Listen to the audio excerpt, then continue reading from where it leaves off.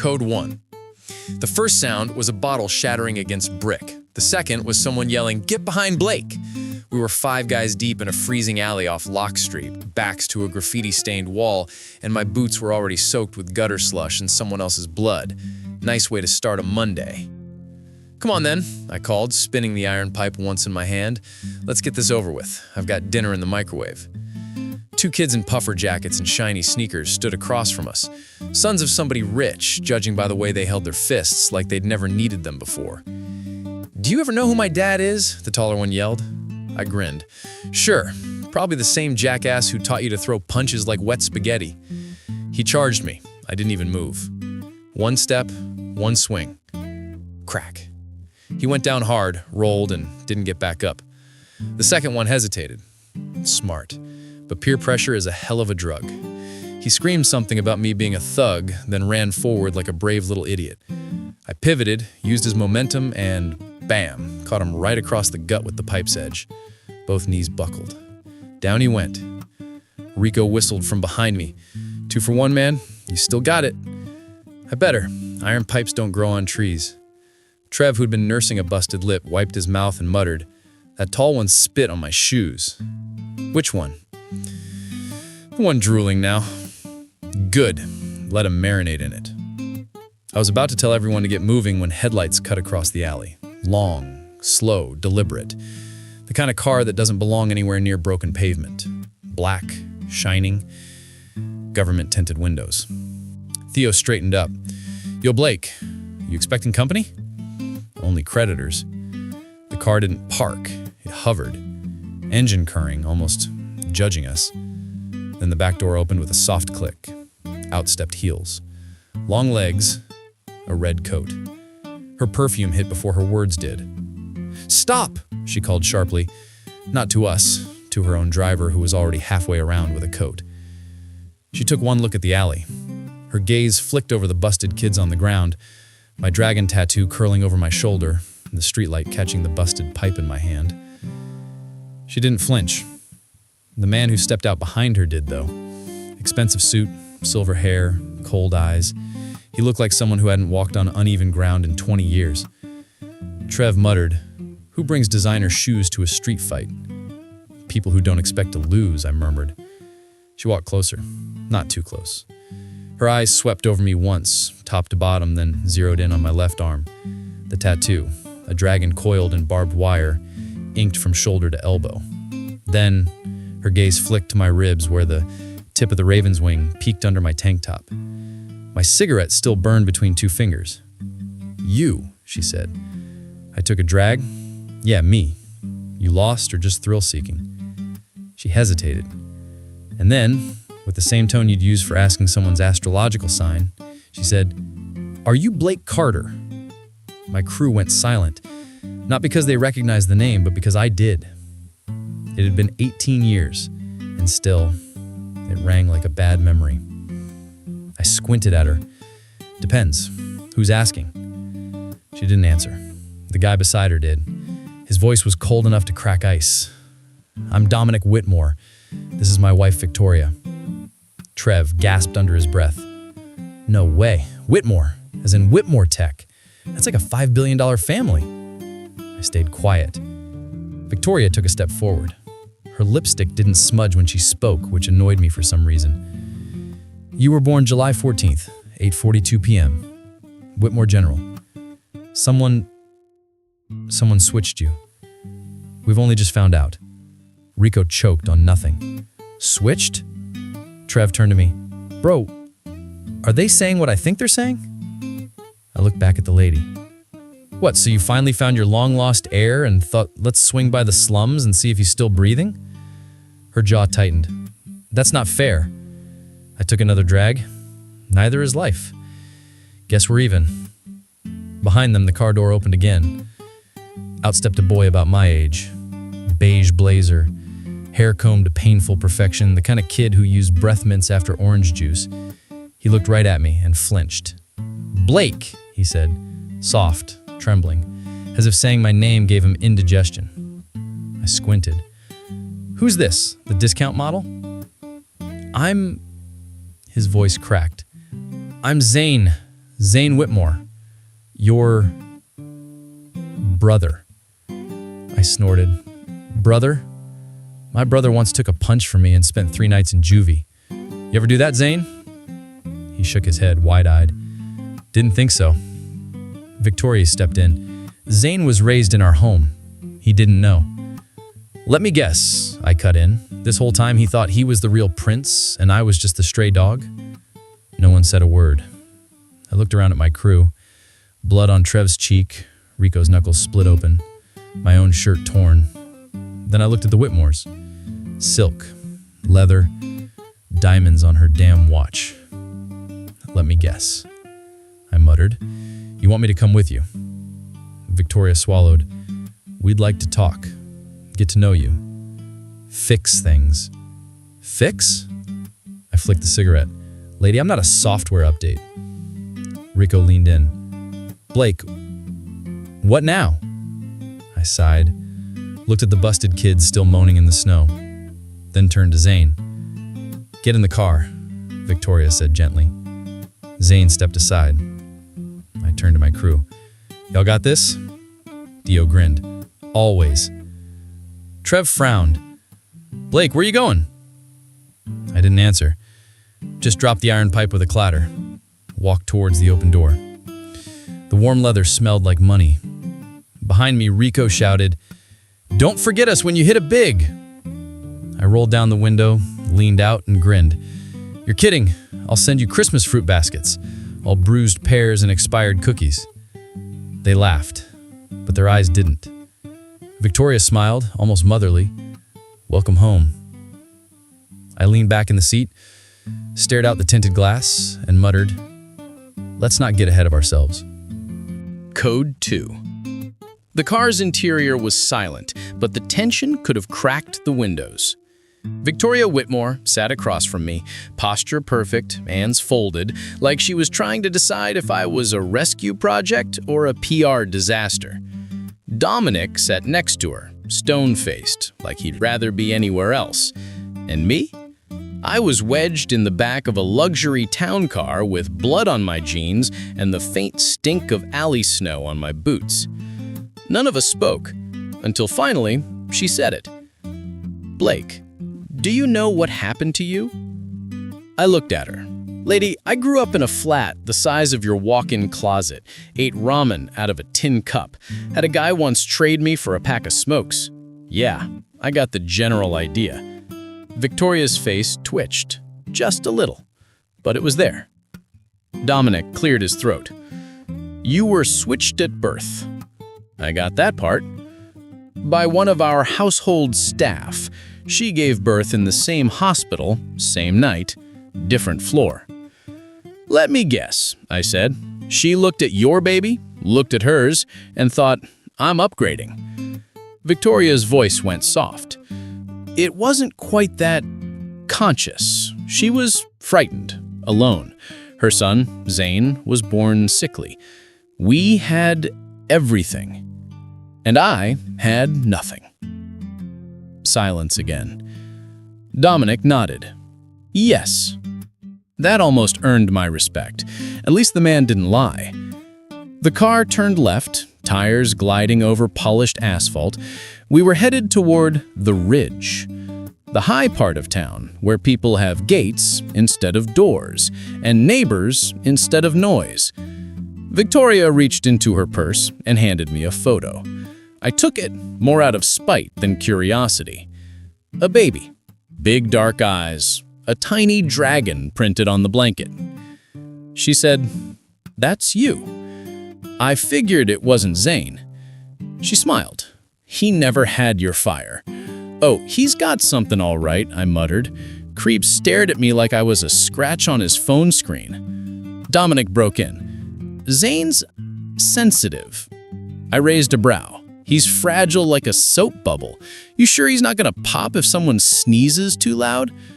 That made Victoria laugh. A short, high, surprised sound, like she had forgotten what humor was. Then her hand drifted over mine. I pulled it away. She blinked, looked down. Sorry. I leaned back. Don't be. You're used to hugging a son who doesn't exist. "You exist," she said, her voice firmer now, "and we're going to fix this." There's that word again. Fix. You think I'm a broken lamp? "No," she said with a tight smile. "You're an unplugged bomb." She wasn't wrong. We arrived at the Whitmore estate 10 minutes later. Mansion wasn't even the word. This place looked like someone slapped a museum and a luxury spa together, then dipped it in gold. The gate opened without a sound. The driveway sparkled. The lawn looked like it had its own personal barber. "Seriously?" I muttered as we pulled up. "You guys mowing the grass with scissors?" Victoria didn't even blink. "We use an automated smart drone, Gen 3 prototype. Dominic designed it." Dominic's first actual contribution to the conversation. "Cutting edge," he muttered. "Must be nice," I said, stepping out. Meanwhile, back home, our cutting edge is just a literal knife. Zane was already waiting on the front steps. His beige blazer now looked even more beige compared to all this marble and glass. He gave me a little wave, like we were friends. I stared at him. He dropped his hand. "Blake," she said gently, "this is your home now." I looked around. Columns, water features, a chandelier visible through the windows that probably cost more than my entire block. I turned to her. "I'll stay the night. One night. And no promises." Her face faltered, then fixed itself. "That's fair." Zane stepped forward. "I had the guest suite prepared for you." "Oh, good," I said, brushing past him. "Don't want to catch any of your sensitivity." Dominic sighed. "Boys." "Don't," I snapped. "You don't get to boys me. Not yet." He shut up. Inside the house smelled like imported air and filtered ambition. Staff lined up like chess pieces, all nodding politely, all clearly wondering why I was dressed like someone who threatens people outside pawn shops. I walked through the marble hallway like I owned it. Why not? Turns out I kinda did. Victoria gave a tour. Kitchen, lounge, music room, garden. She stopped by the staircase. "We're throwing a small welcome dinner tonight. Close family, a few friends." I laughed. "Let me guess. I'll be the big reveal." Victoria flinched. "Yeah, I've seen this movie before." Then I leaned in, real close, and whispered, "Just make sure there's shrimp.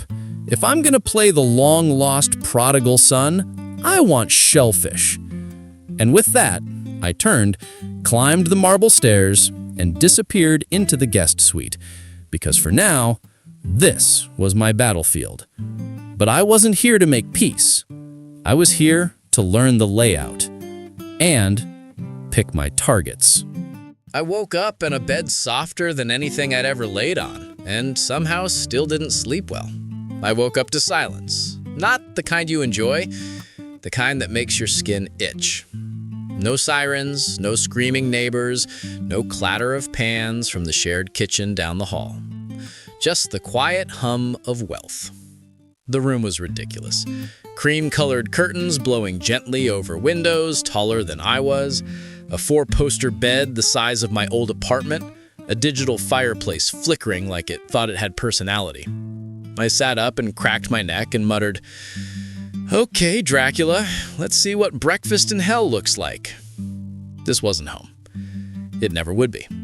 I pulled on a shirt, the fabric stiff and unfamiliar, still had the faint scent of the boutique it came from. Probably one of 100 they ordered overnight, tailored, of course, but not my style. I opened the bedroom door and stepped into the hallway. The silence was the expensive kind. The hall outside was lined with family portraits, all perfect smiles and perfectly lit shoulders, like everyone in this bloodline was born into good angles. Downstairs, I heard the faint clink of silverware. Breakfast. Great. I made my way through the maze of hallways until I hit the edge of the marble staircase. A maid in a crisp uniform passed me, paused, and gave a tight smile. "Good morning, Mr. Whitmore." That again. I nodded. "I don't have to call me that. It's what we have been instructed to do," she replied, and then quickly vanished down another corridor. Instructed. Of course. The dining room was already set like a hotel buffet. An older butler stood at attention, while a chef in white arranged fresh fruit into art. I ignored it all and made a beeline for the coffee. "Black, no sugar," I said. "Of course, sir," the butler replied. I grabbed the cup before he could set it down properly. Then came the heels. Not the gentle click of someone polite. No, this was the confident, I own the room kind of stride. You could feel it in your teeth. She turned the corner like a celebrity entering the courtroom. Silk scarf, designer sunglasses, blazer over workout gear. Hair done, lips glossed, judgment preloaded. Savannah Whitmore. I'd seen her once in a magazine a few years back, smiling for some charity gala like she actually cared. In person, worse. "Oh," she said, taking off her shades. "So the rumors were true. We did pick up a stray." I sipped my coffee. And here I thought this was a kennel. She laughed. One of those airy rich girl chuckles that didn't reach the eyes. "You've got a mouth. That'll get real old real fast." "I sound like my old social worker," I replied, pulling out a chair. She was wrong too. She sauntered past me and picked a croissant from the tray like she was selecting jewelry. Didn't eat it, just posed with it. "So what's the angle?" she asked, finally. "You're back for the inheritance? Revenge? Clout?" "I'm back because I was invited." "By whom?" I looked at her. "Your parents? Remember them? Older folks? Kinda tense?" She smiled, like I was cute. "You don't get it. Being invited to the house doesn't mean you're in the family. Good thing I'm not looking to be." Just then, Zane entered the room, dressed like he just came from a photo shoot. He gave Savannah a kiss on the cheek, gave me a once-over, and pretended not to remember yesterday. "Morning, sis." "Blake?" "Zane," I said, nodding like we were cool. "Hope you're settling in.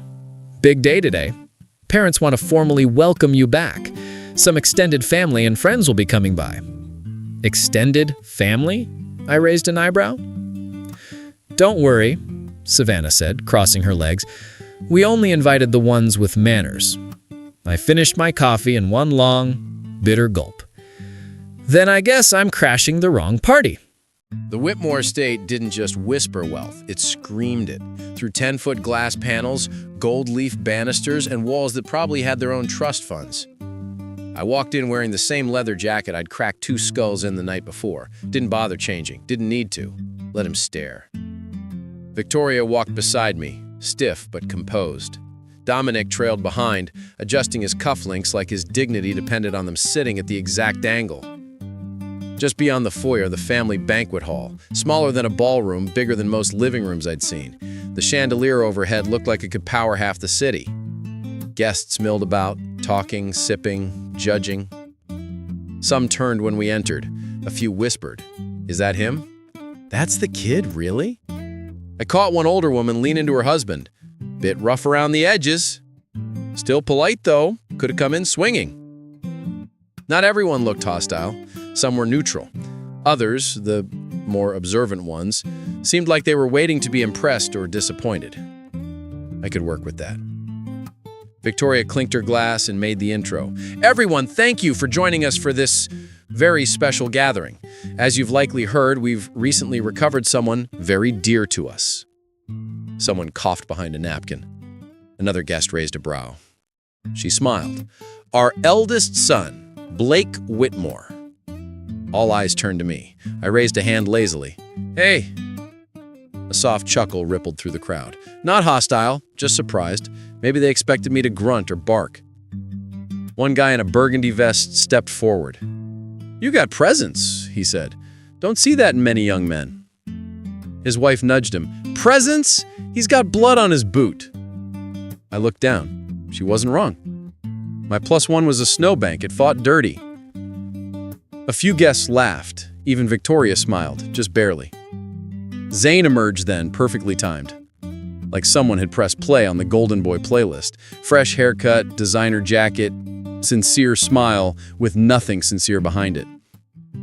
He clapped me on the back. "Glad you're here, brother." Brother, huh. I gave him a side glance. "Enjoying the spotlight?"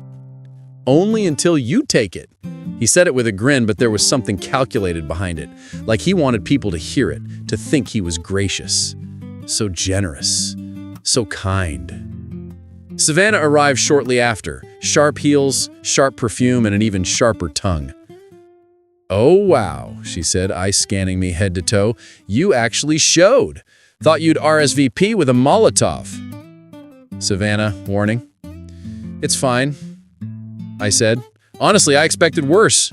Thought you'd greet me with a leash." More laughter. Even a few nods of approval. Zane handed me a drink, plain soda, thankfully. "Don't mind her," he said. "She's still adjusting." "Is that what you call it?" I muttered. "Funny, I call it condescension." He smiled. "You're sharper than they expected." "They?" But he'd already turned, mingling. Dinner was light. Comments weren't. A woman in pearls leaned over mid-bite. "So, Blake, what are your aspirations?" "Living," I said. Polite pause. "No ambitions?" "Plenty," I added. "I just don't share them before dessert." I got a laugh out of one of the younger investors at the end of the table. Guy looked maybe 30. "He's got timing. You're in performance?" Life's enough of a stage. The meal ended. Plates cleared. Conversations drifted. Some relatives avoided me. Others were curious. And a select few? I caught them looking at me like I was something new. Not quite a threat, but not harmless either. Good. Let them wonder. I wasn't here to prove anything. Not yet. Code 3. The banquet thinned out like cheap soup. Most of the chatter moved toward the lounge where desserts were served, and the piano started up. Someone's idea of casual elegance. I stuck near the chocolate fountain, not because I liked sweets, because it was the furthest corner from the center stage, where Zane was charming investors like it was prom night, and he was the only one who showed up with a tie. "Try the truffles," a smooth voice said beside me. I turned. The girl was in a burgundy silk dress, minimalist jewelry, and zero need to name drop. She had the look of someone who could buy the building and not mention it. "Mira Dawson," she said, extending a hand. "I'm Blake Whitmore." Apparently. Her smile tilted. "You don't like the name?" "I don't like the hypocrisy taped to it." She nodded, like she understood. "You're not what I expected." "Let me guess. You expected a street brawler in ripped jeans, maybe a gold chain or two?" "Actually, I expected someone angry and loud." She leaned in slightly. "You're much worse. You're quiet and thinking." I almost liked her. Almost. "Friend of the family?" I asked. "My parents are friends of the board. Old money. The kind that doesn't show off because it doesn't need to." "Of course. The ghost class elite." "And you?" she added. "What's your plan?" "To survive dessert without flipping a table." She laughed. This time it was real, not the kind people give to be polite. Then she added, "You might." From across the room, I caught Zane's glance. He didn't like what he saw, me talking to someone who didn't flinch at the sound of my voice. Then came the voice I'd been hoping to avoid. "Look at you," Savannah said, materializing with a glass of wine and too much lip gloss. "Making friends already. Hope she's not a reporter." "She's worse," I said, without looking at her. "She's someone with taste." Mira raised her brow, hiding a smirk behind her glass. Savannah didn't back down. "I give it a week before you cause a scandal." "I give it 3 days. Efficiency has always been a strength." She rolled her eyes and walked away, muttering something about how sarcasm was cheap. I turned to Mira. "Still here?" She nodded. I like watching people squirm when they underestimate someone. Right then, one of the investors approached Zane with a tablet. Something in the air shifted. Zane looked up, scanning the crowd, searching for me. "What's going on?" I asked Mira. She looked toward the commotion. "I think they're about to make an announcement." Victoria stepped forward with Dominic at her side. All eyes turned to them again. "We want to thank everyone for joining us tonight. As most of you know, the Whitmore Group is preparing a new direction in the tech sector, one that involves young visionaries, innovators. Pause for effect. We're pleased to share that our next internal incubator project will begin next quarter, and the leadership position will be offered to Zane Whitmore." Applause. Smiles. Zane beamed like a man who just got knighted with a gold-plated spoon. "And Break," she added, glancing at me, "will be invited to shadow the process. We hope he'll gain some valuable insight from his brother." Oh, that was good. They just crowned one son king and handed the other a folding chair. I clapped. Slowly. Loudly. Enough to make the pause awkward. "Wow," I said. "Thanks. Can I also get a staff badge that says intern but with trauma?" More laughter. Less polite this time. Mira looked like she was trying not to spit out her drink. Zane smiled tightly. "We all start somewhere." "Sure," I said. "Some start on yachts. Some start in the trunk. Builds character." Dominic cleared his throat. "Let's save business for Monday." I raised my glass. Cheers to that. Nothing like rich people pretending it's about timing and not who your parents kissed at boarding school. The room broke up again, quieter this time. Some avoided eye contact. A few looked impressed. And one or two? They looked worried. Good. Code 4. The Whitmore ballroom looked like it had been carved out of a diamond. Crystal chandeliers, champagne towers, and soft jazz echoing across marbled walls. Everything sparkled, except me. I stood near the edge of the room, sipping water from a glass shaped like it cost a month's rent. My crew would have called this place a data center for rich people. Cold, bright, and way too clean. Someone brushed past me. "You're the Whitmore boy, right?" I turned. The man had slicked back hair, shoes like mirrors, and a voice that sounded like he paid people to laugh at his jokes. I raised an eyebrow. "That depends." "Which one?" He chuckled. "The new one. The one no one saw coming." "Guilty," I muttered. "Well," he said, tipping his glass toward mine, "welcome to the machine. It doesn't care if you're oil or gear, just that you keep spinning." I smiled. Good thing I brought my own tools. He blinked, then laughed. Too loud. "I like you already." Across the room, I spotted Savannah talking to a group of young elites. Her laugh a little too bright. Her gestures just exaggerated enough. Her eyes flicked toward me for a second, then back to her audience. Zane was near the main table, arms crossed, clearly playing the role of humble heir. Everyone nearby seemed wrapped around every word he said. I scanned the room, then paused. A girl was standing by the dessert table, eyes fixed on the programmable centerpiece, a 3D hologram projector rendering a rotating Whitmore logo. She wasn't dressed like the others. Simple black dress, no flashy jewelry, hair in a clean ponytail, and sneakers. She reached forward, tapped the projector's base once, then twice. The hologram glitched, shimmered, then transformed. The Whitmore logo folded in on itself and morphed into a pixelated butterfly. My eyes widened just slightly. She noticed. "Don't worry," she said, barely louder than the music. It resets every 60 seconds. I hacked it. Not accusing, just impressed.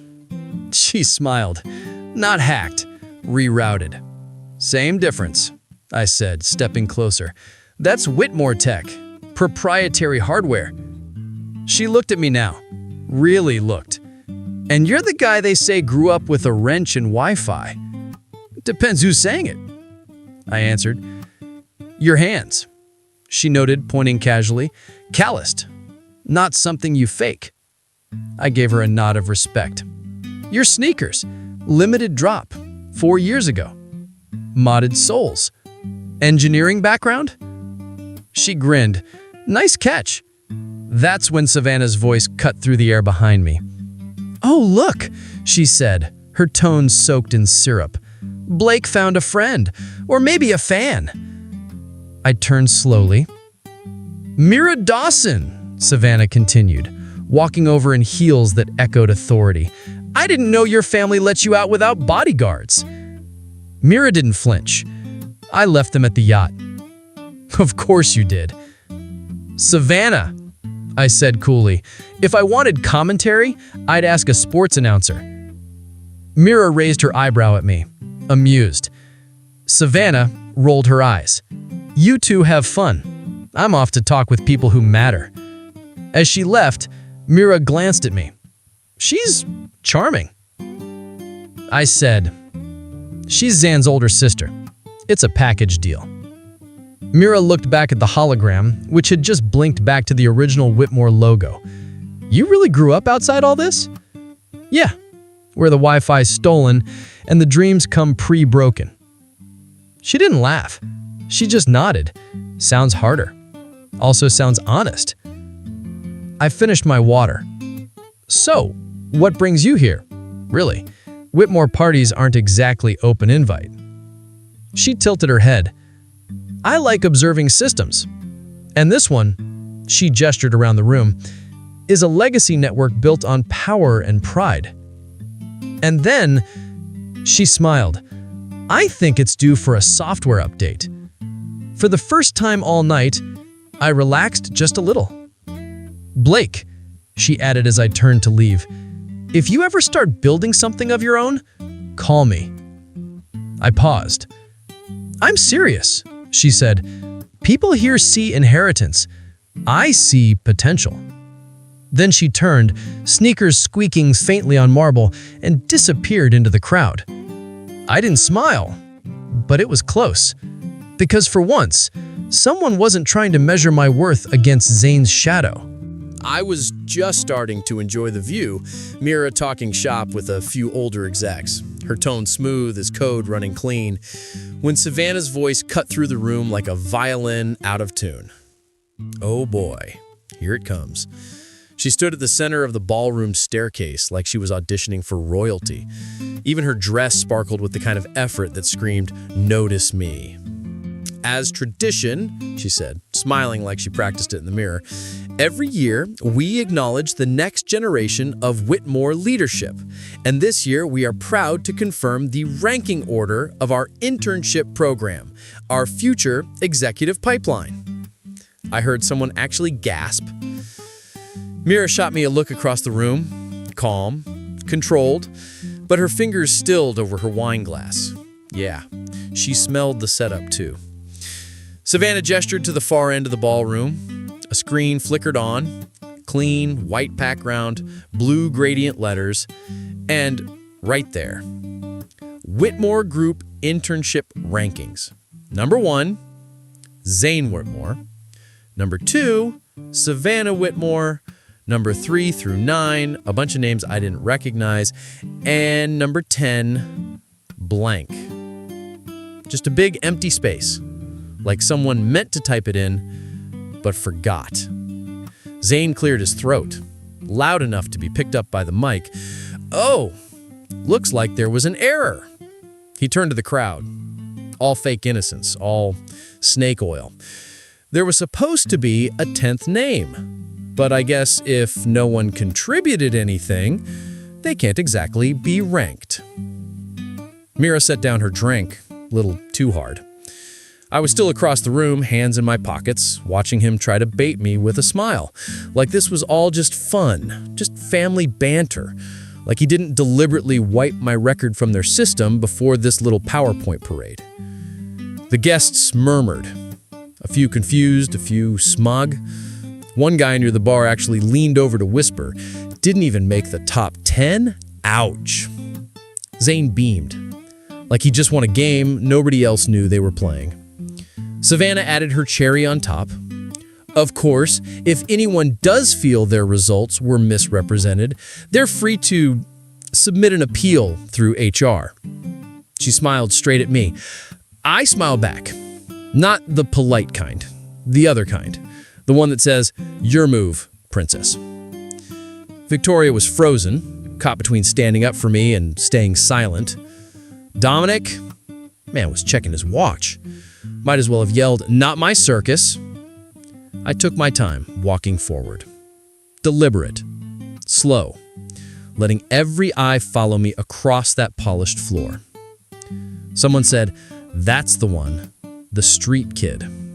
I reached the screen, looked at that empty 10th slot, tapped it once. Well, good news, everyone.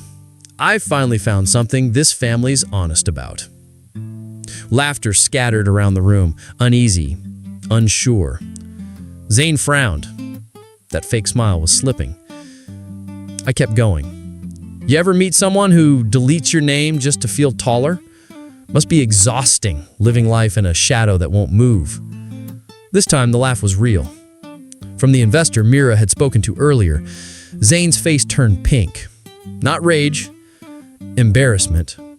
He looked toward Savannah, who gave him a tight little shake of her head. Abort. But it was too late. See, I added, stepping away from the screen, some of us don't need a family name to prove value. We just build things that work.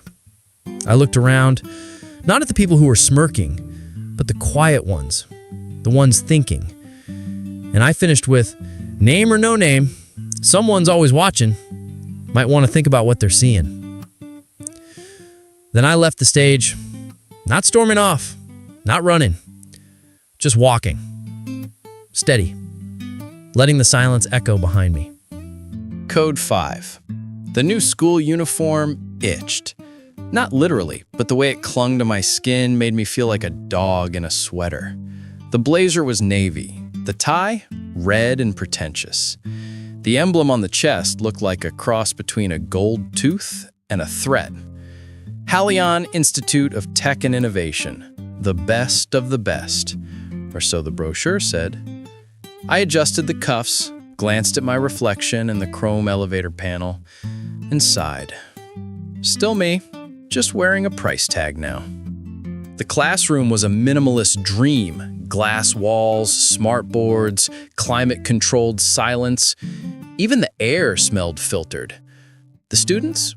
Clones. Every last one of them had the same polished look, like they'd all been printed from the same high-end 3D scanner. And then there was me. I slid into the last seat in the back. One or two glances came my way. Nothing hostile, just the kind of curiosity reserved for zoo animals. Then, a chair scraped beside me. Guess I'm not the only one who hates sitting up front, I muttered. I like to observe before I commit.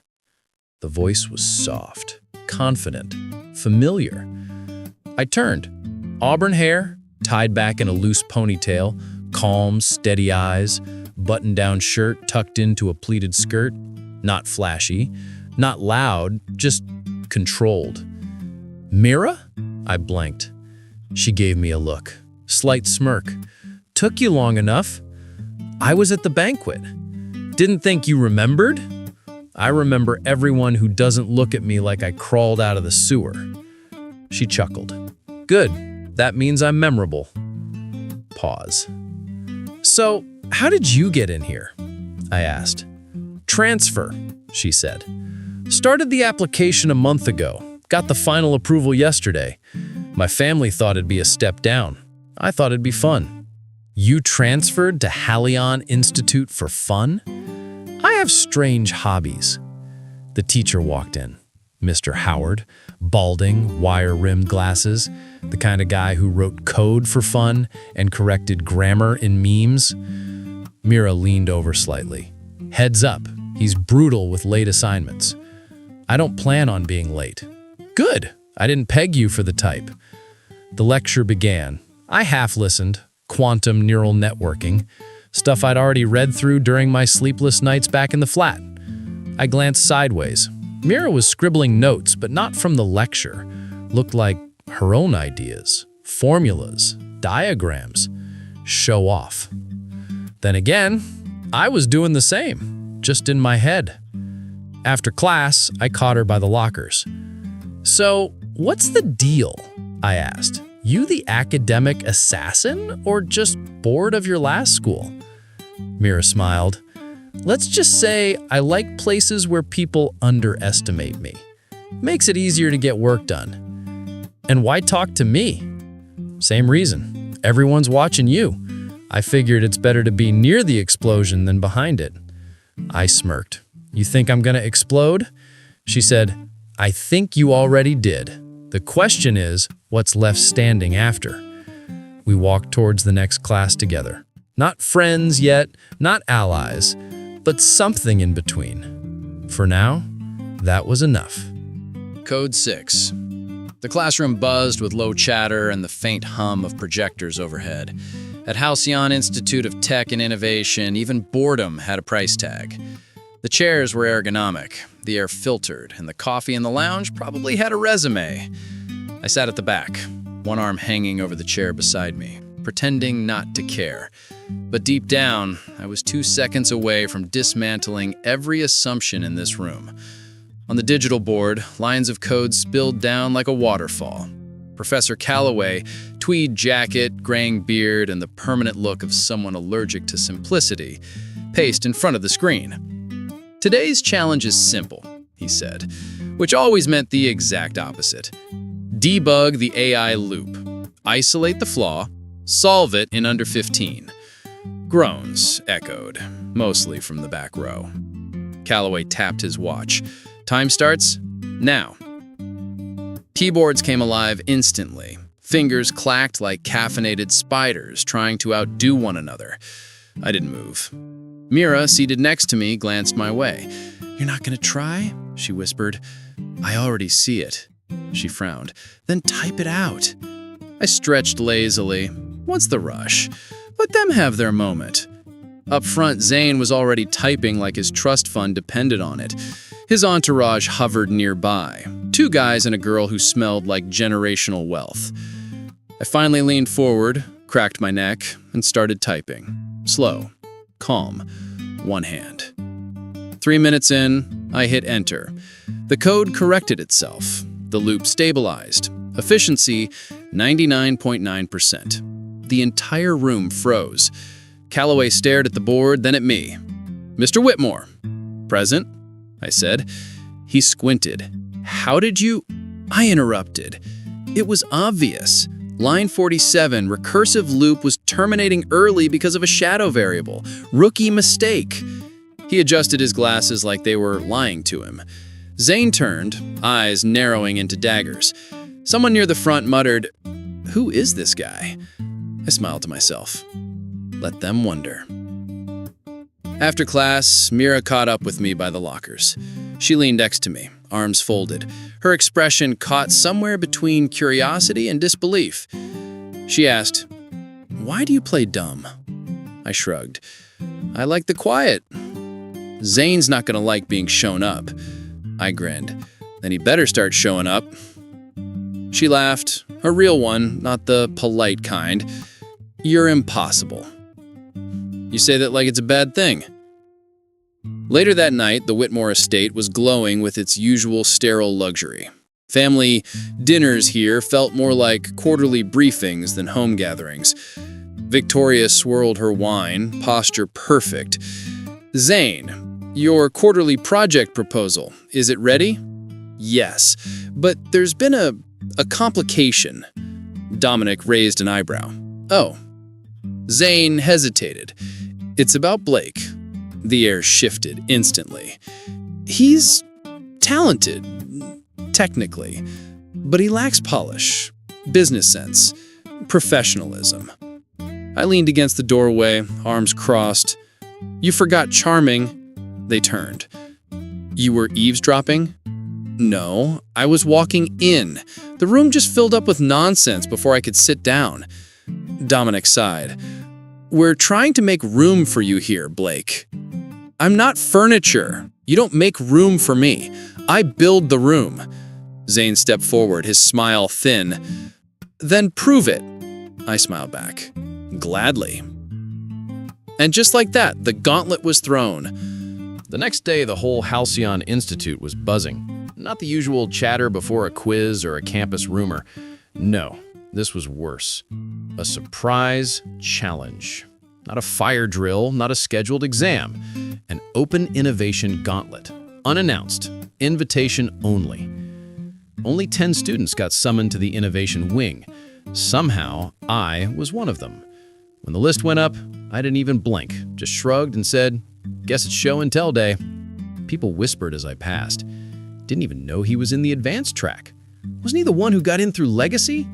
But he was just another rich delinquent. Let him talk. I've been underestimated my whole life. Walking through that hall felt almost funny. They had no idea. Truth was, back in the day, my crew and I used to break into places like this. Not for money, for the thrill, for curiosity. Inside the glass-walled lab, 10 of us stood at sleek workstations. Digital pods, circuit kits, holographic nodes, every toy a geek could dream of. And one judge. A man with silver-rimmed glasses, sharp eyes, and that kind of quiet gravity that made the whole room straighten up. Mr. Langford, former CTO of Titan Core Systems. He said, "The rules are simple. You'll receive a set of encrypted modules and one directive. Build a solution. Any form. Any interface. You have 90 minutes." Someone raised their hand. "What kind of solution?" Langford smiled like he'd been waiting for that one. "You'll know when you see the data." Then the holograms lit up. Scrambled sensor feeds, broken packets, corrupted smart city data. Noise to most people. But to me, it was a pattern begging to be solved. I grinned. Pattern recognition? Decentralized logic? Hardware integration? My kind of jam. A girl next to me whispered, "How did he decode that so fast?" I didn't answer. I was already knee-deep in the code, fingers flying, eyes locked. No theatrics, no wasted motion, just flow. I built a neural pathfinder using half the available modules. It wasn't flashy. It was efficient. It worked. Halfway through, I caught movement outside the glass. Zane Whitmore, my charming cousin, leaning there like he owned the place. Smug expression, designer jacket, arms folded, watching me like I was performing tricks for him. Langford noticed. "Mr. Whitmore, you're not on the list." Zane smiled. "Just here to observe. Wanted to see what the surprise prodigy brings to the table." I didn't even look up. I said, "Careful, you might actually learn something." A few students snorted. Langford coughed, probably hiding a laugh. Time bled away. 90 minutes, gone in a blink. One by one, everyone presented their projects. Dashboards, simulations, predictive maps, flashy stuff. Clever, but textbook. Then it was my turn. I stood up. No slides, no rehearsed speech, just my handheld prototype and a working simulation. It's not pretty, but it works.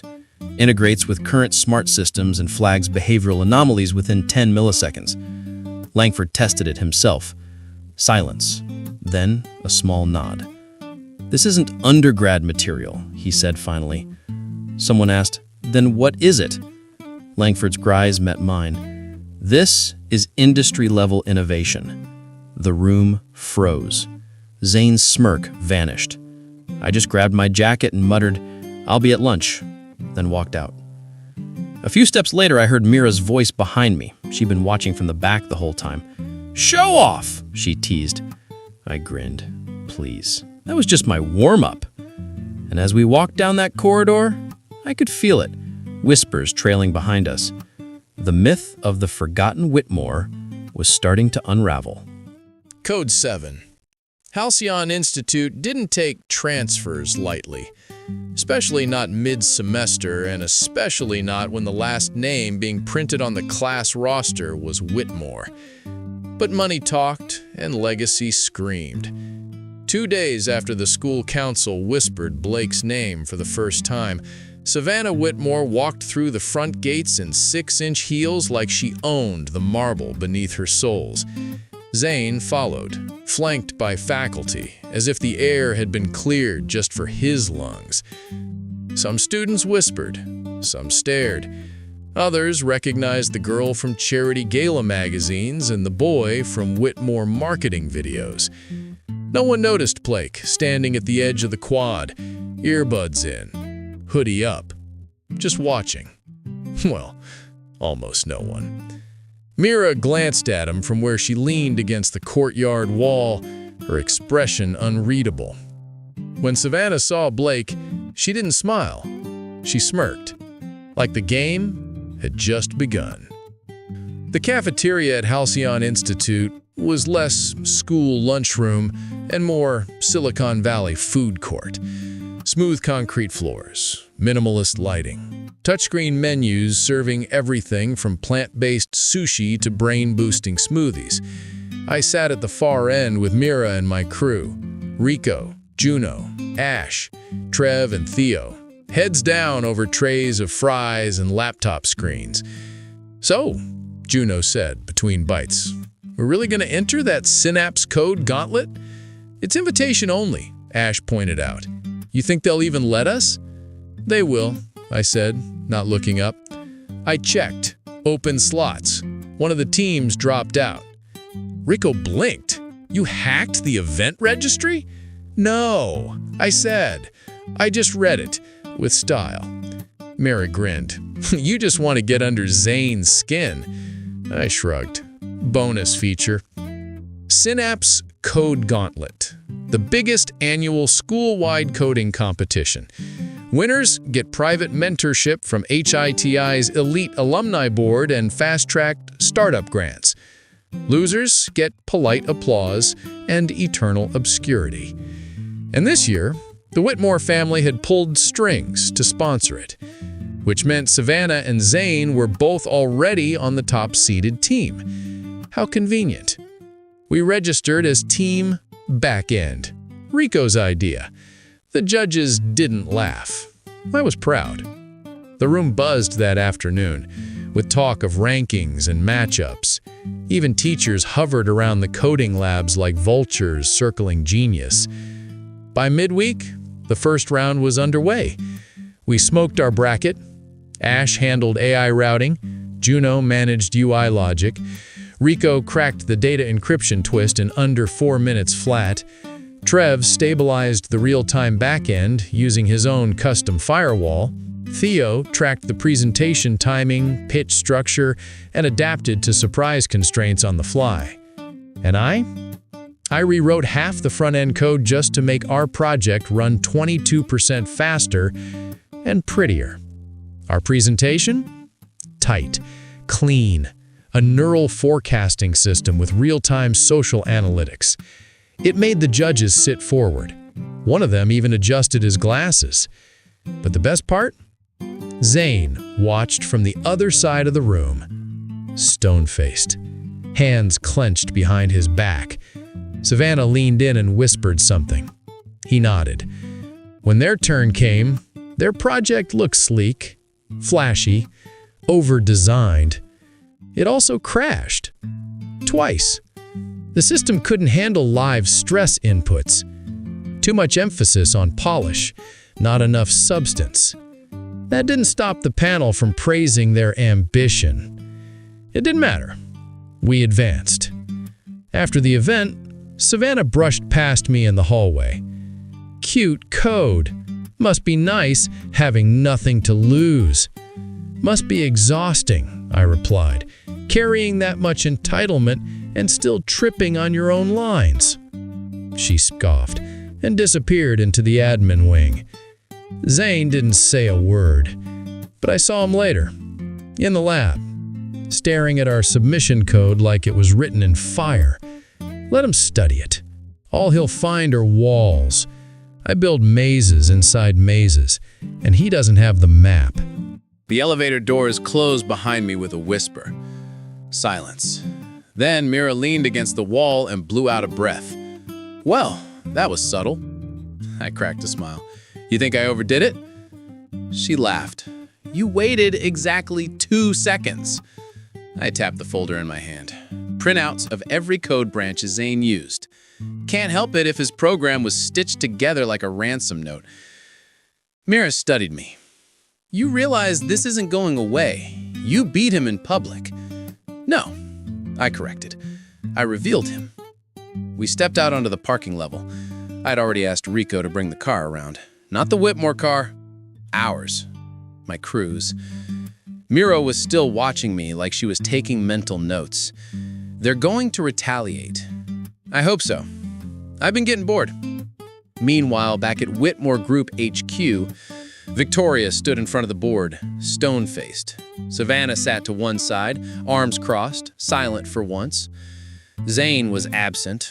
Rumor had it he was still at school, or sulking, or both. A council member cleared his throat. Ma'am, are you aware of what your son did at the Institute showcase? Victoria blinked. Which son? Awkward shuffle.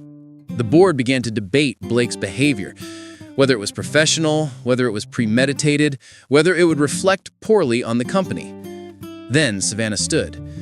She didn't speak often in these meetings, but when she did, it left marks. I say we let Blake into the company. Let's see if he's all talk. Victoria turned slowly. You'd welcome him? Savannah smirked. Of course not. But if he fails, he falls. Publicly. Clean. No one can say we didn't try. And so the trap was set. They would let Blake join the Whitmore Group. They would offer him scraps of opportunity, watch him claw for relevance, and wait for him to collapse. One problem. Blake wasn't just walking into their den. He was rewiring it. The hallway outside the Student Innovation Lab smelled like soldered wires and reheated ramen. I leaned back against a vending machine, arms folded, while whispers darted past me like mosquitoes. Did you hear? He's getting fast-tracked. They say the board wants to see him. Bet Zane's pissed. Halcyon Institute's rumor mill never slept. I didn't need an update feed, just ears. Across the hall, Rico slammed his locker shut and looked my way. You seeing this? He asked, jerking his thumb toward the buzzing crowd. Yeah, I said. They act like I'm headed to war. It's just a meeting. Rico raised a brow. With the Whitmore Group Executive Board, I gave him a look. Still a meeting. He grinned. You ever consider you've got a talent for downplaying everything? Before I could answer, Mira appeared. Low-key as always. Dark jeans, hoodie, hair tied up with no effort, and still somehow perfect. They're testing you, she said. It's not a meeting. It's a stage. They want to see if you're safe to prop up or dangerous enough to bury. I chuckled. So poetic. You moonlighting as my narrator now? She didn't bite. Be careful, Blake. The company isn't just about stocks and press releases. There are people in there who don't want you breathing their air. Rico snorted. Let him choke. We'll bring our own oxygen. I nodded at Mira. You coming? She smiled faintly. I've got classes. You go shine. Just don't get recruited before finals. I need someone to beat in coding theory. The Whitmore Group's headquarters loomed like a monument to capitalism. Sleek glass, polished chrome, and guards who looked like they bench-pressed NDAs for breakfast. My boots echoed through the marble lobby as I stepped inside, flanked by two silent escorts who didn't seem big on small talk. Dominic Whitmore was waiting for me upstairs. His nod was stiff, rehearsed. Blake, thank you for coming. Didn't think I had much of a choice, I said. Consider this an opportunity. Dominic replied. He led me into a conference room full of executives, faces lined with politeness, eyes sharpened with judgment. And there, at the far end of the table, sat Zane, smug, comfortable, like he'd already written my obituary. Victoria wasn't here. Interesting. Dominic gestured to the center of the room. Blake, we'd like to hear your thoughts on the company's youth tech initiative. Zane leaned forward, smirking. If you have any, that is. I walked to the projector, connected my tablet, and pulled up my deck. Simple, clean, devastating. The problem isn't technology, I began. It's tunnel vision. You're building for a market that's already shrinking. You need to build for the world 5 years from now. I showed them a prototype, something Mira and I had spent weeks refining, an adaptive interface that learned from its user in real time. The kind of thing they'd kill the patent but would never have the courage to greenlight. Zane interrupted halfway through. So basically a prettier app? I smiled. Sure. And the wheel's just a circle. A couple of quiet laughs rippled through the room. Even one exec nodded. I ended with one line that hung in the air like smoke. You keep investing in legacy systems, you'll end up a legacy company. Silence. Then came the questions. Probing, political, loaded. I answered every one. Clear, unshaken. By the end, even Dominic looked conflicted. Thank you, Blake. We'll be in touch. On my way out, Zane caught up to me. You think that little performance changed anything? I smirked. No, but it made a few people think. And that's more than you've ever managed. His jaw tightened. You don't belong here. I leaned in. Then stop acting like you do. Back at Halcyon. By the time I got back to campus, the sunset was bleeding through the dorm windows. I dropped into a chair in the lounge, exhausted but wired. Mira was there, holding 2 coffees. How was the lion's den? I took the cup. Fanged, but I bit back. She smiled. That's my friend. And just like that, the war between boardrooms and classrooms officially began. Quietly, invisibly, and with me right in the middle of it. Code 9. The admissions board at Halcyon Institute of Tech and Innovation didn't usually make exceptions. That's what made the exception worth remembering. They're not on the wait list, the dean argued. They didn't apply through formal channels. They don't need to, I'd said. They already built half the systems your top students are just now studying. That was the short version of how my crew got enrolled. Long version? I sold 2 of my early encryption tools under aliases. Used the money to secure provisional seats for each of them. Then Mira, subtle, generous, strategic Mira, slipped in an anonymous donation to the scholarship fund. Just enough to silence any objections from the school board. And the school? They couldn't say no. Not after my crew aced the custom entry exams I designed myself. Rico, Ash, Juno, Trev, and Theo. Halcyon's newest academic headaches. Feels weird, Rico muttered, poking the touchscreen locker system. Usually when I get into buildings like this, it's through the back. Juno flicked her ID badge. And now we're legit. Almost makes me miss being shady. You'll adjust, Theo said. Eventually. Ash didn't say much, but her eyes were already scanning the lecture hall layout like she was plotting a heist. Trev, meanwhile, was hacking the vending machine again. Can you not? I muttered. He grinned. I'm not stealing. I'm liberating snacks. Their presence hadn't gone unnoticed. Students whispered, professors frowned, and Savannah, she sneered every time we passed in the hallway like we were dirt on her designer shoes.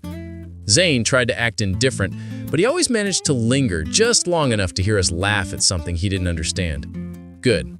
Let him feel it. We weren't just surviving here, we were thriving, and people were starting to notice. That afternoon, I was called back to Whitmore Group headquarters, another check-in, supposedly. Dominic hadn't shown up, which meant this wasn't about mentorship, This was about optics. They gave me a tour of the R&D floor, a glass maze of buzzwords and overpriced espresso machines. "This is where we incubate ideas," one of the execs said. I nodded. "Cute.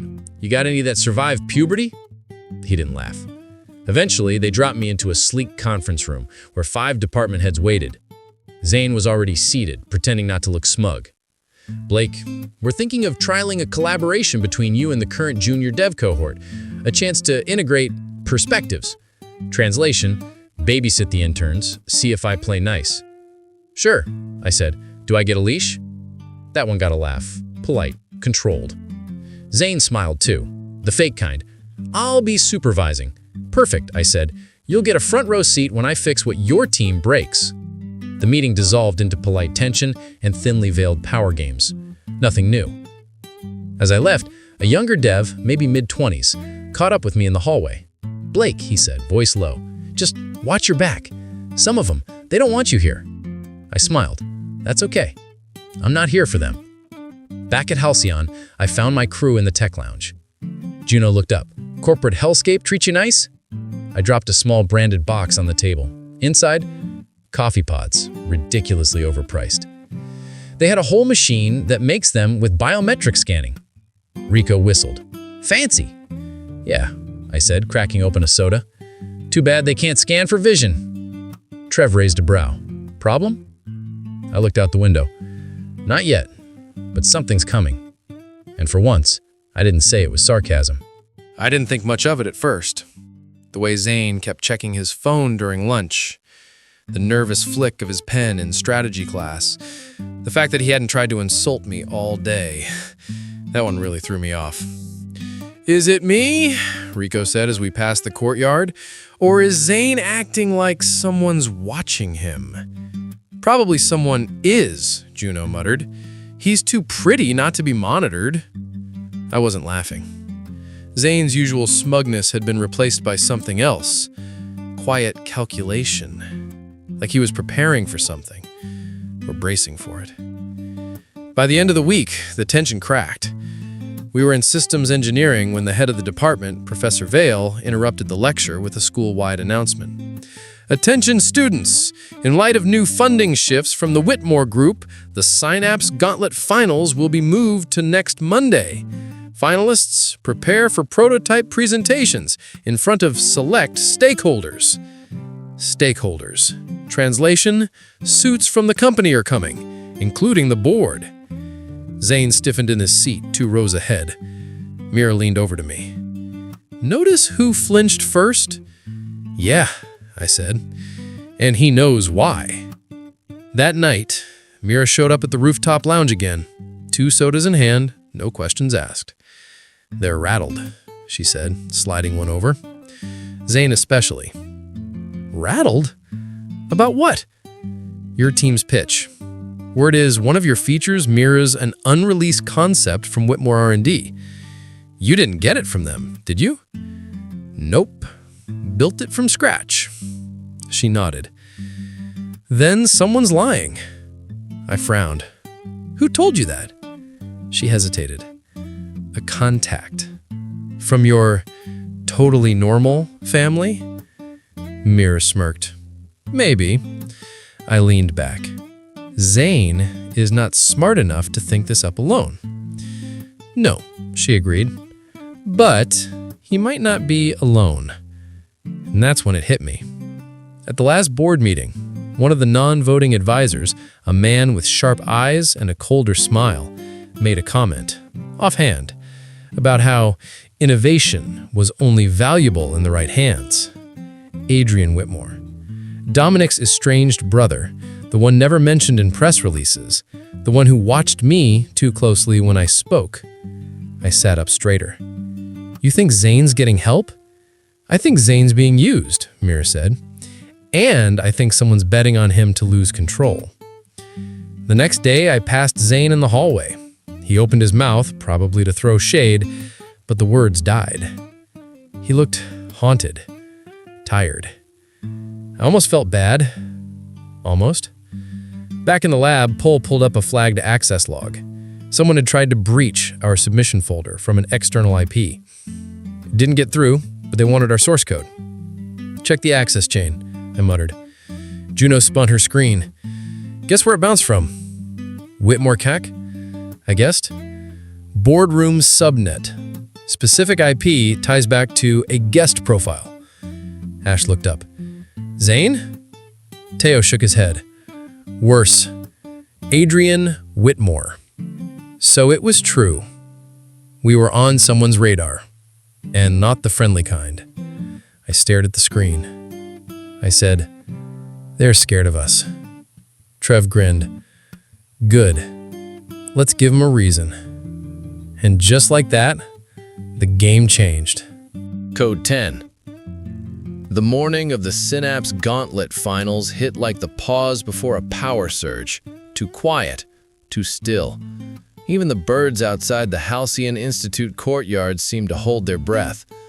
I stood by the east window of the engineering wing, staring down at the competition hall being prepped.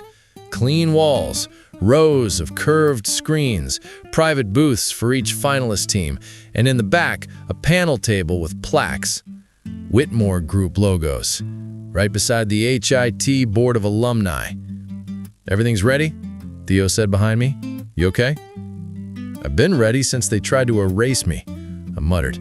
He nodded. "Today's the start, not the finish." The team gathered at our usual lab. Nervous energy buzzed like static in the air. Rico ran one last hardware check on our prototype. A predictive routing system with self-healing logic layers. Sounds flashy, works better. Juno had the UI looking so sleek it could be a luxury car interface. Trev double-checked the network sandbox to ensure we couldn't be sabotaged mid-demo. Ash tweaked the back-end AI one last time, and Theo reviewed our pitch timeline like it was a battlefield strategy. And me? I paced. "Everyone remembers the new opener?" I asked. "We weren't built to fit the mold," Juno said, grinning. "We were made to melt it." "Good," I said. "Let's do just that." An hour later, we stepped into the competition hall. Crowds buzzed behind velvet ropes. Holographic banners shimmered with finalist logos. Zane's team stood opposite us, all in sharp navy suits, like they were headed to a boardroom, not a war. Zane caught my eye, smiled. Small, forced. I raised my eyebrow. Then came the announcements. Professor Vale took the mic, reading from a polished card. Finalists will present to a panel including HITI founders, key investors, and honored guests from Whitmore Group, including, she paused, Adrian Whitmore. Murmurs rippled through the hall. Mira, sitting in the audience, tensed. I caught her eye. She gave the slightest nod. It's happening. Our team went second. The lights dimmed. Our display ignited behind us. Crisp, minimalist, powerful. Theo opened. Our team is back end, though after today, you might want to rebrand us as the Front Runners. Scattered laughs. Good start. He handed it to me. Our system, I said, stepping forward, was built on 3 principles: speed, resilience, and real-world scale. We didn't aim to impress. We aimed to outlast and outpace. I gestured to Rico, who triggered the first demo. Our platform routed synthetic data across global-scale nodes in real time. No lag, no errors, no glitches. Then, Trev activated the stress test, flooding the network with attacks. Still held. Ash cued the AI response logic, adapting before any of the judges could blink. Then Juno switched the front-end theme dynamically in 5 seconds flat. And finally, I finished. I said, "You asked for innovation. We brought you a storm." Silence. Then, applause. Not thunderous, but real. Adrian Whitmore didn't clap. He just stared. We exited the booth. I exhaled. Mira met us in the back hall. "That last line," she whispered. "You brought us a storm? You practiced that?"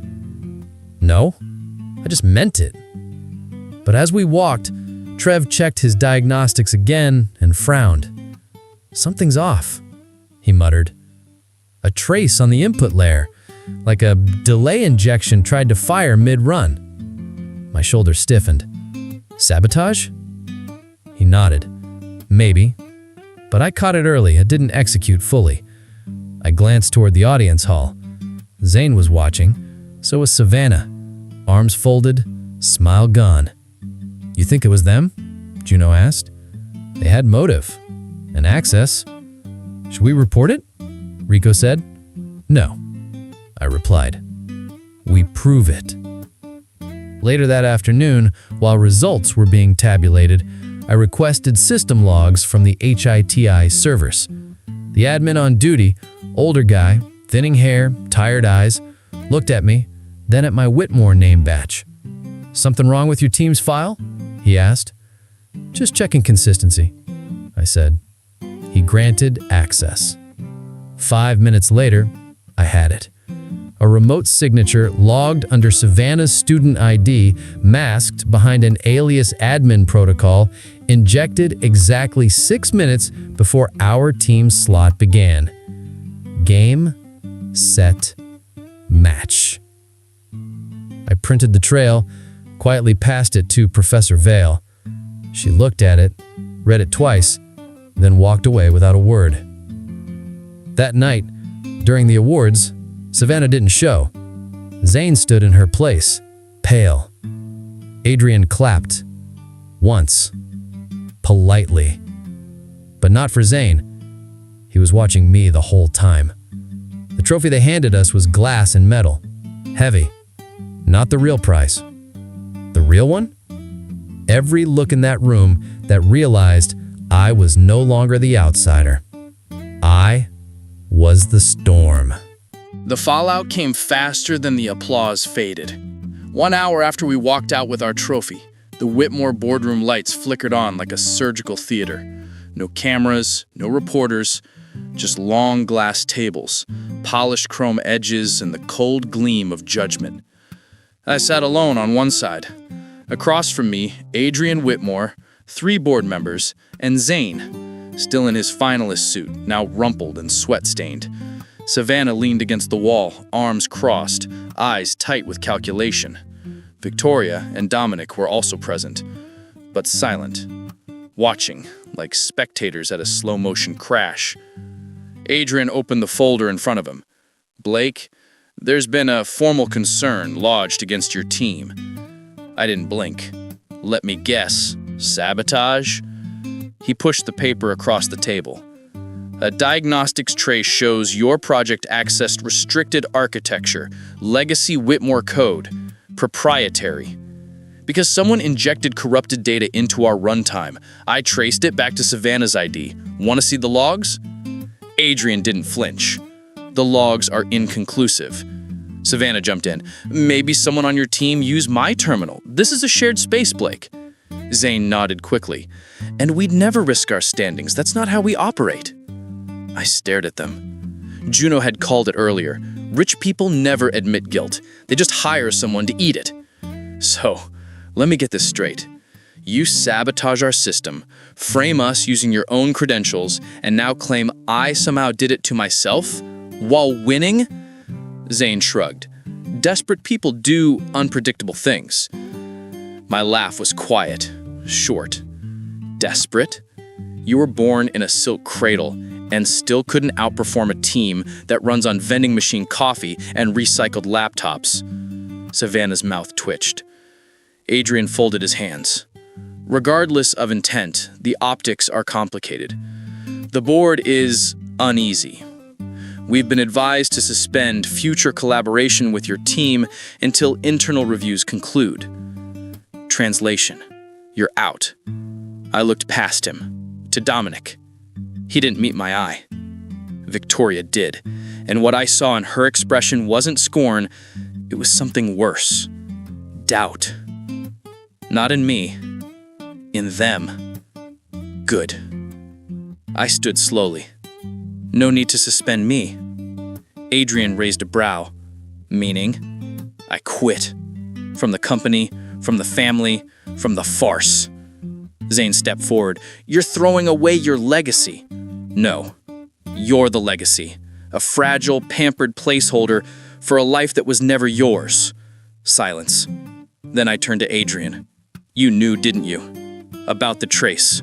You let it happen because throwing me under the bus buys you time to save your golden boy?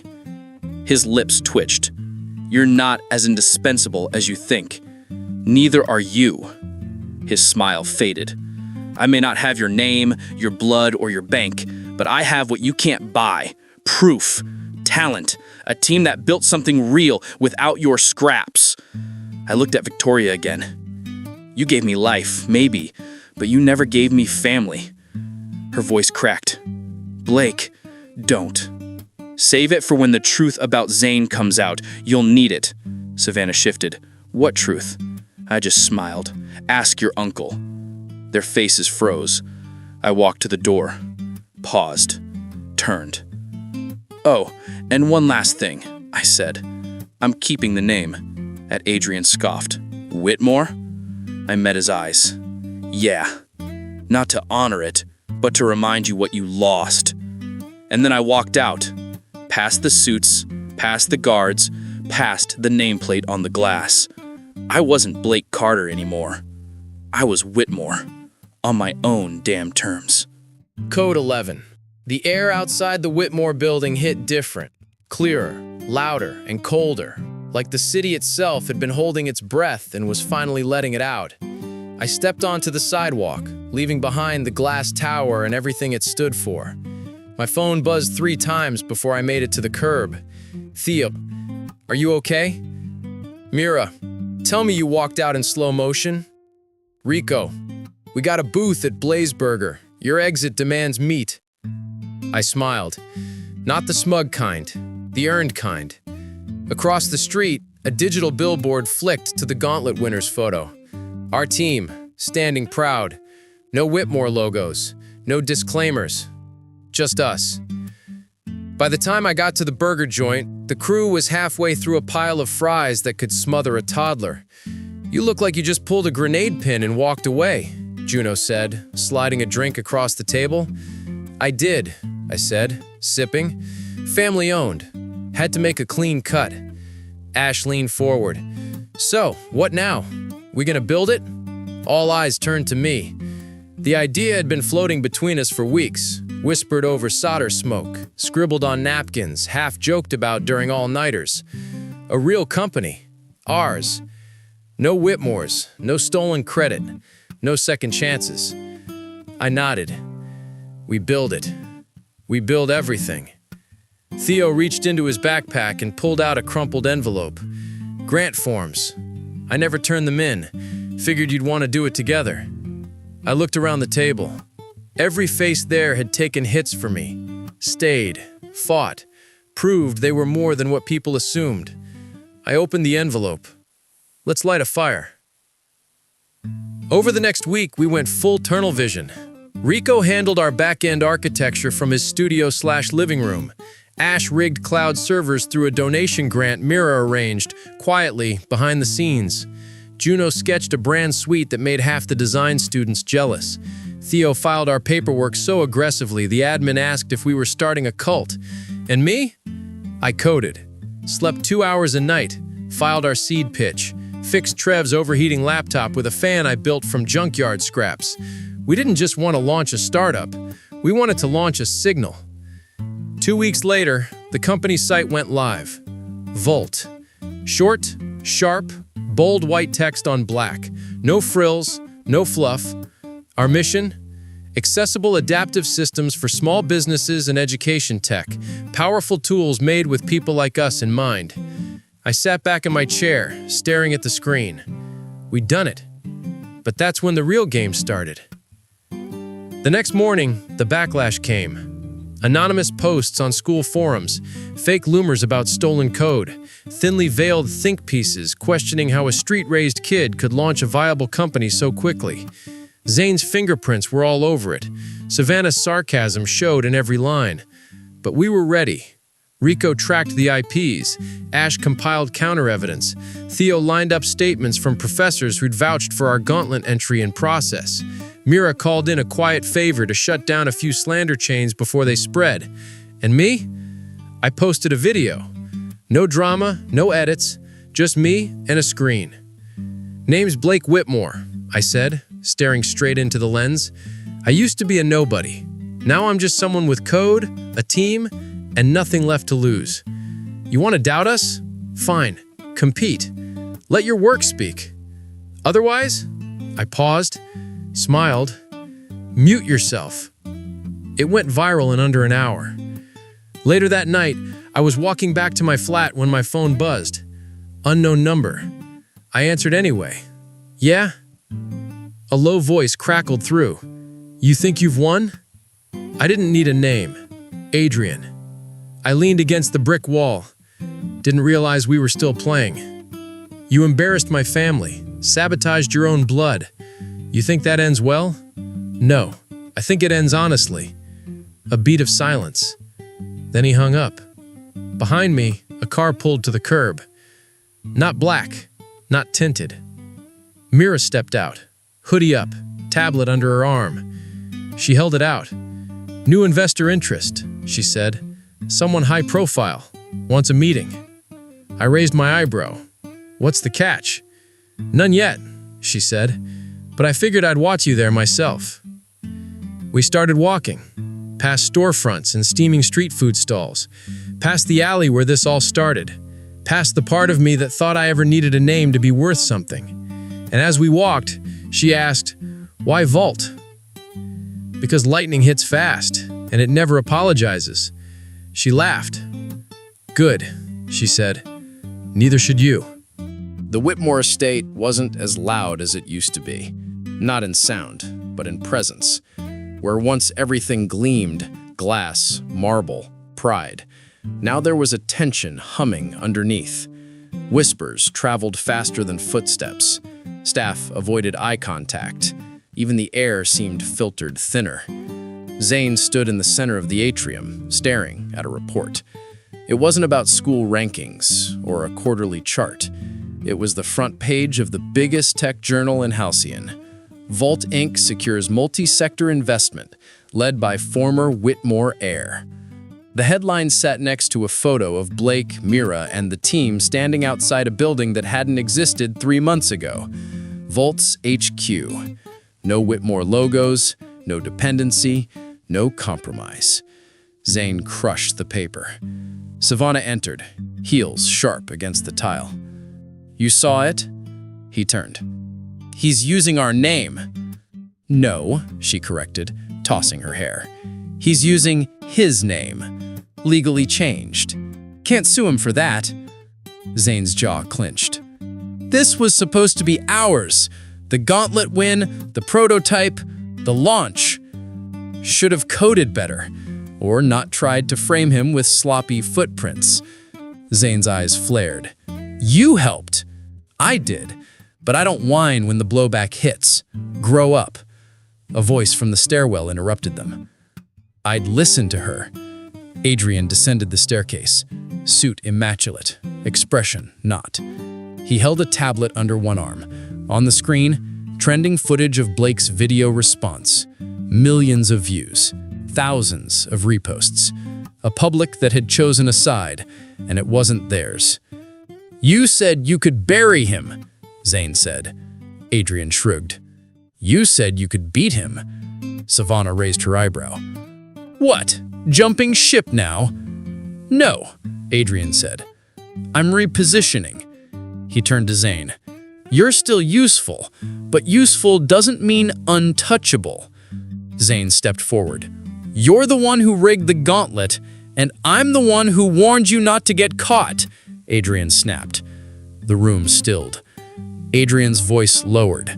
There are people asking questions. Board members, investors, even your mother. And Blake isn't the one looking cornered right now. Zane swallowed hard. Adrian moved closer, lowering his voice to a hiss. So, here's what you're going to do. You'll issue a statement, Congratulate Volt, be gracious, pretend you're above it. Then you'll focus on your thesis project like nothing's wrong. And if I don't? Adrian smiled, cold.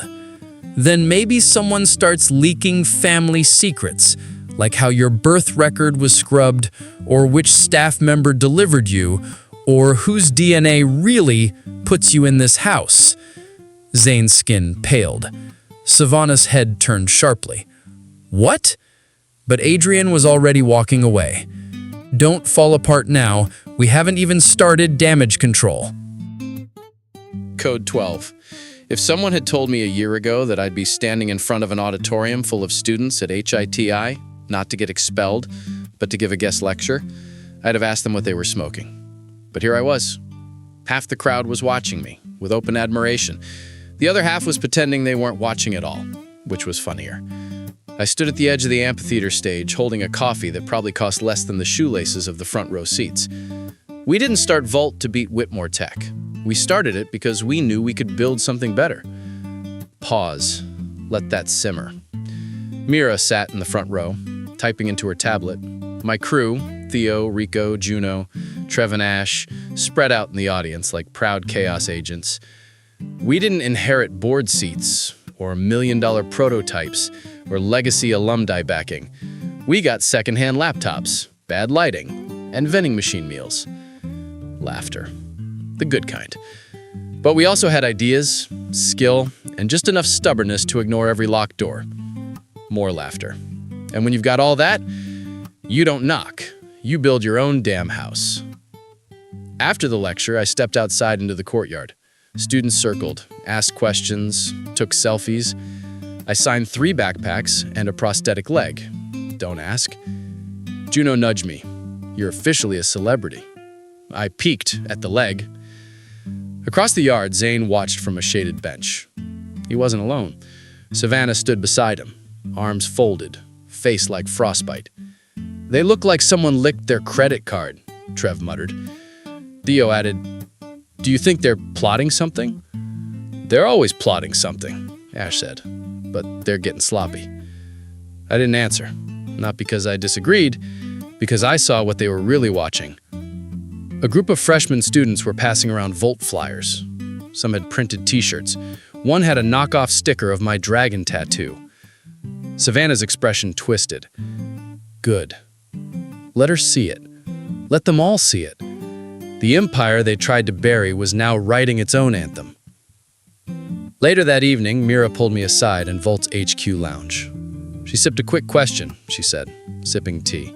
What would you do if your enemies were desperate, cornered, and still had access to a few back doors? I frowned. Define few. She flipped a tablet. It displayed an internal log. Someone trying to breach Volt's secondary server. Not just anyone. The IP was Whitmore Tech. They're not even subtle anymore, I said. Desperation breeds boldness. Also, idiocy. I leaned back in the chair. Sabotage attempt? Maybe. Or data theft. Possibly just to send a message. Message received, I muttered. Prepare a counter protocol. Mirror server with a payload trap. Already done, she said. God, I love you. Platonically, she cut in. Obviously. The breach attempt failed, miserably. What they got instead was a looping video file of our crew doing a synchronized dance in lab coats to Never Gonna Give You Up at full volume. A few hours later, Zane sent me a message. Grow up. I replied, You first. At the Whitmore estate, Adrian watched the chaos unfold with growing frustration. What are they doing? This is childish, Savannah hissed. Adrian stood, ignoring her. They're not trying to win anymore. They're making a show, a spectacle, and Blake knows exactly how to play to a crowd. Victoria entered the room, arms crossed. You're still playing with matches. Adrian glanced her way. I'm cleaning up the mess you allowed. By dragging Zane down with you? She snapped. I saw the metrics, the polls, the board chatter. You're tanking our future for your ego. I built that future, he thundered. No, Dominic's voice cut from behind. You forged it, twisted it, used it. He held a folder. Birth records, DNA analysis. Dominic looked Zane in the eye. You're my nephew, not my son. The silence hit like gravity. Savannah gasped. Adrian went pale. Zane just sat. No denials, no tantrum, just quiet. Dominic turned to Adrian. You manipulated my family, used us, all while hiding the truth. Adrian's voice was ice. It was necessary. No, Victoria said. It was cowardice. She walked toward the door, then stopped. We're calling an emergency board vote. You're done. Adrian laughed, but it rang hollow. I made you all powerful. No, Dominic said. You made us blind. Back at Volt, I stared out the top floor window. Halcyon looked different from here. Not because it changed, but because I had. Mira joined me, holding a fresh set of reports. We've been invited to keynote the Global Tech Future Summit next month, and a senator called. Wants to tour the HQ. Tell him to bring cookies. She smiled. You okay? She asked after a beat. Getting there, I said. Outside, the city lights flickered. And for once, they didn't feel like warning signs. They felt like signals. My future was no longer a reclamation. It was a rebellion, and I was just getting started. The last time I walked into the Whitmore estate, I had blood on my boots and sarcasm in my mouth. This time, I brought something worse. Clarity. I didn't knock. I didn't text ahead. I just walked in, like someone who finally realized that legacy wasn't inherited. It was taken back. The staff spotted me and froze, expressions halfway between fear and respect. Some of them nodded. One of them whispered my name like I was a ghost with unfinished business. Maybe I was. Victoria and Dominic were in the drawing room. Classic marble, crystal decanters, floor-to-ceiling shame. They turned. No fake smiles, no pretense, just regret. I said, "You heard?" Dominic gave a slow nod. Dominic gave a slow nod. "Adrian's gone." I said, "You say that like he tripped and fell out of your lives." Victoria said, "He's been cut off. All influence revoked. Legal action pending." I gave a dry laugh. "The man tried to rewrite your family tree with a Sharpie, and now he's pending. Convenient." Dominic cleared his throat. "He manipulated all of us." I said, "No. He manipulated Zane. You let him manipulate you." Victoria stepped forward.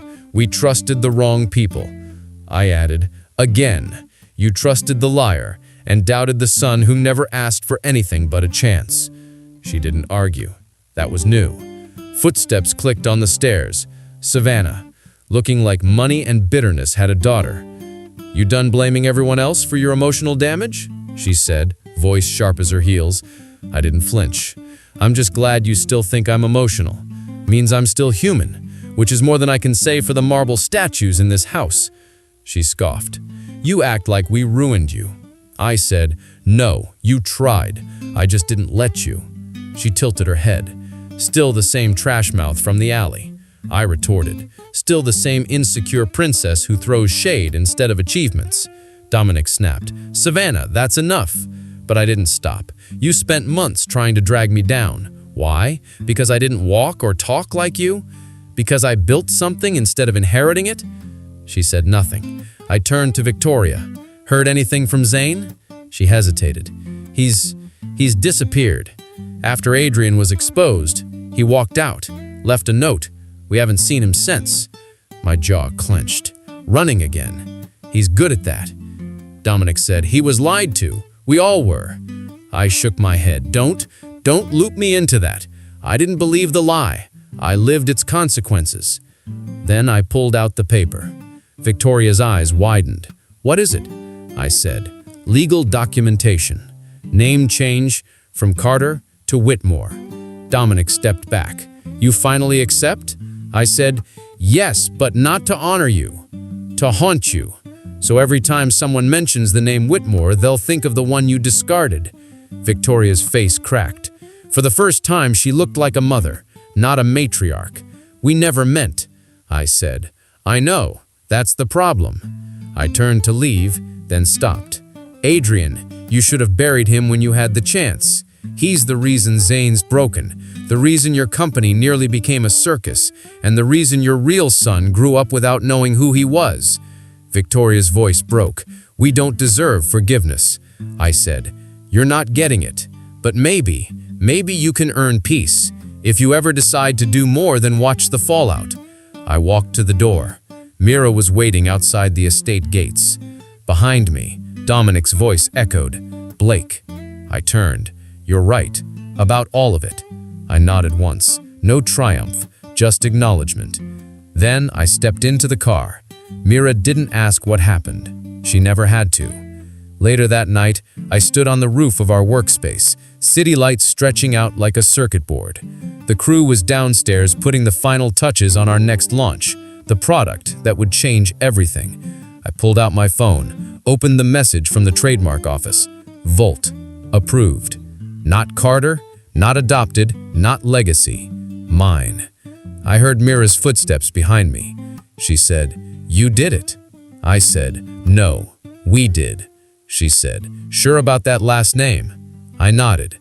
Every time someone hears it, they'll know what they threw away and what I built out of it. She smiled. Poetic. I said, No, precise. And somewhere deep inside me, a part of that fire, the one they tried to smother, finally calmed. But it didn't die. Because tomorrow we launch. And tomorrow, the real legacy begins. Final code. The launch of Volt sent out more than just signal packets. It sent out a shockwave through Halcyon's tech circles, and then beyond. By the end of the first week, 3 major media outlets had picked up our story. From alley to algorithm, one headline read. Another, the Whitmore they threw away just rebooted the game. I didn't care about the headlines. I cared about the numbers and the people behind them. By week 2, school labs were already integrating our modular routing engine. Professors who had once questioned our legitimacy now asked for licenses. A councilman from the Halcyon City Board requested a private consultation. And Whitmore Group, they started bleeding. Quiet at first, a few clients choosing smaller firms, a canceled overseas project, one investor pulling out, citing public trust concerns. And then the leak came out, the one about Adrian's behind-the-scenes manipulation of corporate decisions. He had overstepped, and someone from inside made sure the world knew. Their stock dipped 14% in 1 week. Savannah and Zane were both suddenly very, very quiet. Dominic tried to contain the damage. Victoria issued a statement. But it was clear now. The public didn't see Blake Carter as a scandal. They saw him as a symbol, the boy they dismissed, the builder they underestimated, and the brand that was rising. One morning, I walked into the office to find Mira already waiting by the window, her coat folded neatly over my chair. She sipped coffee like we weren't rewriting legacy tech from a secondhand desk. You see the new numbers, she asked? I saw. They're trying to pivot, but they're too slow. She turned to me, then paused. You think they'll survive? Maybe, but they won't lead. There was a pause. Then Mira added, My father sent a message. He's impressed. I raised an eyebrow. Didn't know he still kept tabs. She said, He doesn't, unless I ask him to. That was the first time she'd acknowledged it directly. Her lineage, her influence. I nodded. So, you're really... Yes, she said. I am. But you never needed me to be. I looked out the window. I didn't, but I'm glad you were. By the end of the month, Volt wasn't just surviving. It was signing its first institutional partners. Halcyon Institute of Tech and Innovation granted us exclusive rights to deploy our academic access platform campus-wide. We were no longer a group of misfit hackers. We were founders. We were builders. We were the future. The Whitmore family never recovered its full shine. They kept their name, their holdings, their estate, but the aura was gone. Zane never returned to public life. Savannah was quietly reassigned to a subsidiary in another country. I didn't go back to the mansion. I never asked for the estate. I didn't sit down for public apologies or media pity tours. I gave them what they gave me. Distance. But I did send something. A private contract, a buyout of one of their underperforming subsidiaries. Tech IP I knew they undervalued. Bought under a shell company, then revealed later in a press release stamped acquired by Volt Systems. No malice, no fanfare, just a quiet reminder. I built while they bled. Dominic and Victoria tried to respond with a lunch invitation. I declined. I wrote back instead, "We are not enemies, but we are not family either." This was not revenge, this was redirection. No further contact came. That was enough. Because sometimes peace doesn't look like reunion. Sometimes it looks like walking away with your own name, or in my case, the one they gave up on. Not for honor, for memory. So they never forget, and neither do I. A week later, the world found out who Mira Dawson really was. Heiress to the Dawson Tech empire, majority shareholder in 3 telecom giants, quiet funder of over 20 startups. She sat on a stage beside me at the Global Tech Summit. Cameras flashed, investors whispered. And when the moderator asked how Volt reached such velocity, she didn't hesitate. Because I backed the one who saw people, not just profits. This wasn't my win, it was ours, and he led it. I didn't speak after that. Didn't need to. My crew? Still beside me. Theo managing ops, Rico refining the next-gen security modules, Juno's designs now trademarked across 3 continents. Ash taught part-time at HITI, mentoring the kind of kid that used to be us. We weren't a team anymore.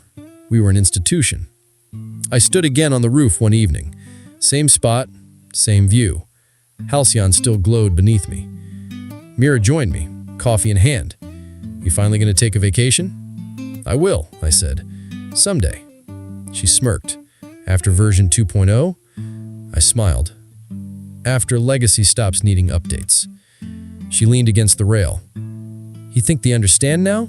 Your family?" "I don't care if they do. I just care that they remember." Somewhere, Zane was probably hiding from his name. Savannah was likely polishing a LinkedIn profile that conveniently forgot I existed. And my parents? They slept in marble, but I built in fire. This wasn't their story anymore. It was mine. And mine had just begun. Legacy isn't inherited. It's coded line by line in the dark by those no one expects to win. Thank you for sharing this chapter with us at Velvet Chapters Brew. Comment, like, and subscribe to see where the next page takes us.